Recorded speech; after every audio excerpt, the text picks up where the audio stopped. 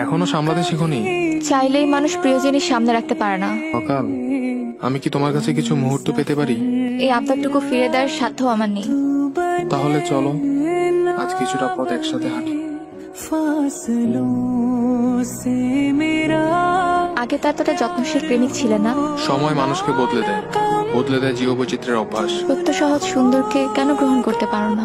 অপেক্ষায় অনেকটা প্রহর কাটিয়েছি, এখন শুধু নিঃশেষ হওয়ার পালা। আমারও সময় শেষ হয়ে এসেছে, এখন তোমার থেকে বিদায় নেওয়ার পালা। তোমার কি মনে পড়ে সেসব দিনগুলোর কথা? সেসব দিনগুলোর কথা মনে করে নিজের ভিতর হাহাকারকে আর বাড়াতে চাই না।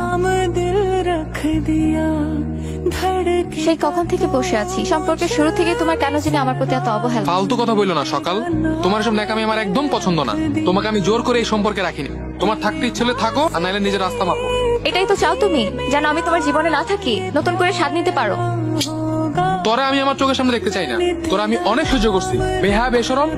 তুই এখন আমার চোখের সামনে থেকে যা, আর কখনো আমার চোখের সামনে আসবি না।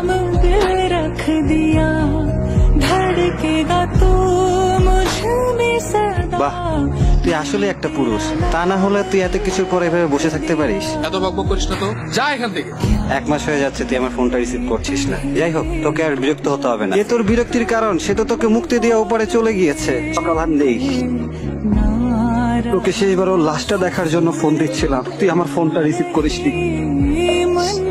এই নে, তোকে না বলতে পারা কথাগুলো সকালে চিঠিতে লিখে গিয়েছে, পড়ে নিস। প্রিয় বিলাস, সত্যি বলতে তুমি ছিলে আমার জীবনের সুখ বিলাস, কিন্তু যখন তুমি পরিবর্তন হয়ে ভালোবাসা কমিয়ে অবহেলা বাড়িয়ে দিলে, সেটা আমার মেনে নিতে খুব কষ্ট হচ্ছিল। খুব চেষ্টা করেছি মানিয়ে নিতে বিলাস। তোমাকে বলেছিলাম কখনো আমার ভালোবাসাকে অসম্মান করো না। তুমি আমার ভালোবাসার প্রতি সম্মানটুকু রাখতে পারলে না। থেকো। मैंने तेरा नाम दिल रख दिया,